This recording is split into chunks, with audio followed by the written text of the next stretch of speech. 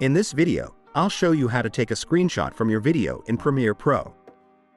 I've just added a video clip to my timeline, and now I want to capture a still frame from it. First, move the playhead to the exact frame you want to screenshot. Under the preview window, look for the camera icon. It's usually the second to last button.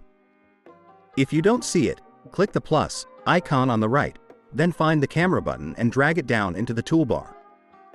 Once the camera button is visible, just click it to take a snapshot.